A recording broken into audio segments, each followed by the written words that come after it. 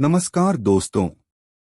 स्वागत है आपका स्टोरी चेंज लाइफ चैनल पर, जहां हर कहानी एक नई जीवन में बदल सकती है। ये सभी लाइन हमारी सफलता.com से ली गई हैं।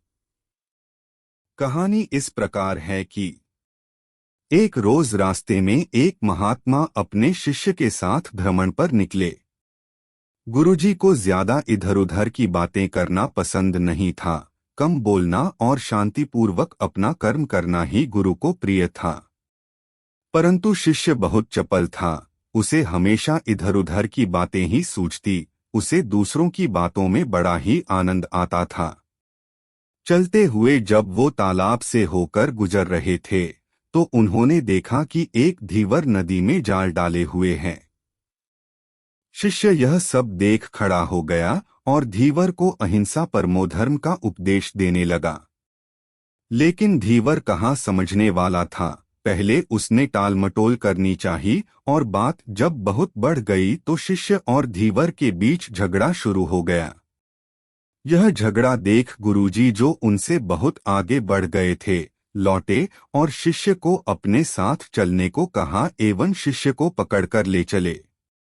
गुरुजी ने अपने शिष्य से कहा, बेटा, हम जैसे साधुओं का काम सिर्फ समझाना है, लेकिन ईश्वर ने हमें दंड देने के लिए धरती पर नहीं भेजा है। शिष्य ने पूछा, महाराज को न तो बहुत से दंडों के बारे में पता है और न ही हमारे राज्य के राजा बहुतों को दंड देते हैं, तो आखिर इसको दंड कौन देगा?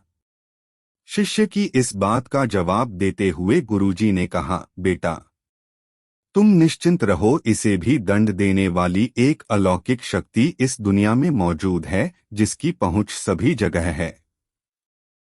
ईश्वर की दृष्टि सब तरफ है और वो सब जगह पहुंच जाते हैं। इसलिए अभी तुम चलो, इस झगड़े में पड़ना गलत होगा, इसलिए इस झगड़े से दूर रहो। शिष्य गुरुजी की बात सुनकर संतुष्ट हो गया और उनके साथ चल दिया। इस बात को ठीक 2 वर्ष ही बीते थे कि एक दिन गुरुजी और शिष्य दोनों उसी तालाब से होकर गुजरे। शिष्य भी अब 2 साल पहले की वह धीवर वाली घटना भूल चुका था। उन्होंने उसी तालाब के पास देखा कि एक चुटियल सांप बहुत कष्ट में था। उसे हजारों चींटियां नोच-नोच कर खा रही थीं।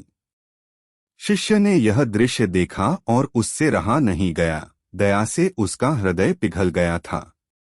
वह सर्प को चींटियों से बचाने के लिए जाने ही वाला था कि गुरुजी ने उसके हाथ पकड़ लिए और उसे जाने से मना करते हुए कहा, बेटा, इसे अपने कर्मों का फल भोगने दो। यदि अभी तुमने इसे रोकना चाहा, तो इस बेचारे को फिर से दूसरे जन्म में यह दुख भोगने होंगे, क्योंकि कर्म का फल अवश्य ही भोगना पड़ता है। शिष्य ने गुरुजी से पूछा, गुरुजी, इसने कौन सा कर्म किया है जो इस दुर्दशा में यह फंसा है? गुरु महाराज बोले, यह वही धीवर है जिसे तुम पिछले वर्ष इसी स्थान पर मछली न मारने का उपदेश दे रहे थे और वह तुम्हारे साथ लड़ने के लिए आगबबूला हुआ जा रहा था।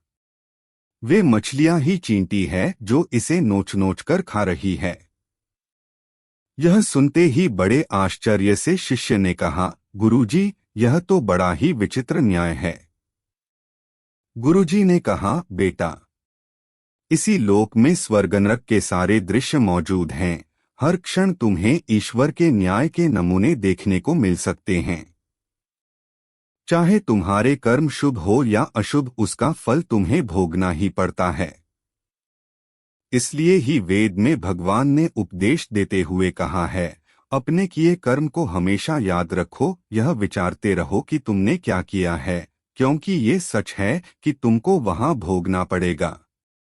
जीवन का हर क्षण कीमती है, इसलिए इसे बुरे कर्म के साथ व्यर्थ जाने मत दो। अपने खाते में हमेशा अच्छे कर्मों की बढ़ोतरी करो, क्योंकि तुम्हारे अच्छे कर्मों का परिणाम बहुत सुखद रूप से मिलेगा। इसका उल्टा भी उतना ही सही है, तुम्हारे बुरे कर्मों का फल भी एक दिन बुरे तरीके से भुगतना पड़ेगा।